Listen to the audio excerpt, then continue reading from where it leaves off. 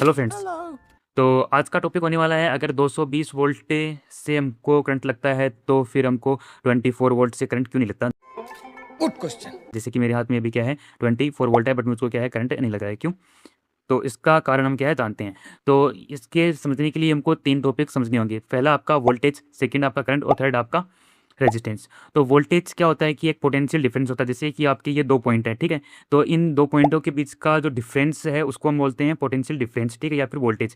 तो ये क्या करता है कि जो चार्ज होता है उसको क्या करता है मूव कराने में हेल्प करता है। जैसे कि यहाँ के अंदर जो चार्ज है उसको यहाँ से यहाँ तक ले जाना है, तो उसके लिए करेगा वोल्टेज, उसको क्या है मूव कराने में हेल्प करेगा। अब बात आती है हमारी करंट की। तो करंट क्या होता है? करंट ये होता है कि ये वायर है, इस वायर के अंदर पर सेकंड के अंदर कितना चार्ज है वो आपका फ्लो हो रहा है, ठीक है, यानी कि रेट ऑफ चार्ज, यानी कि कितना चार्ज आपका इसमें इसमें फ्लो हो रहा है, तो उसको हम बोलते हैं करंट। फिर आता है रेजिस्टेंस। रेजिस्टेंस आपका क्या होता है कि ये जो आपका चार्ज फ्लो हो रहा है इसका जो अपोजिट करेगा उसको हम बोल देंगे क्या, रेजिस्टेंस। अब इसका जो इसको हम क्या है एक एग्जांपल से समझते हैं। जैसे वाटर टैंक और आपका पानी का पाइप, ठीक है, उससे।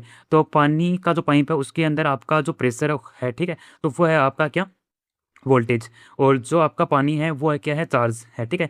तो उसकी, ठीक है। तो अब करंट क्या है? तो करंट क्या है कि जो पानी का जो फ्लो हो रहा है, ठीक है, तो उसको हम क्या बोलते हैं, करंट बोल देते हैं। यानी कि पानी के फ्लो को फ्लो हो रहा है वो हमारा क्या, करंट है। और जो प्रेशर है वो हमारा क्या है, आपका वोल्टेज है, ठीक है।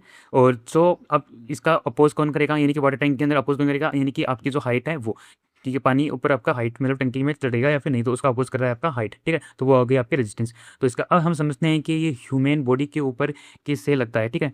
तो अभी देखो 24 वोल्ट है, तो इसको मैं टच कर रहा हूँ तो मेरे क्या कोई भी करंट क्या नहीं लग रहा है, क्यों? क्योंकि अभी 24 वोल्ट है, और जो हमारी बॉडी का जो रेजिस्टेंस होता है वो हमें मान लो मतलब 10 किलो ओम के समथिंग है, ठीक है।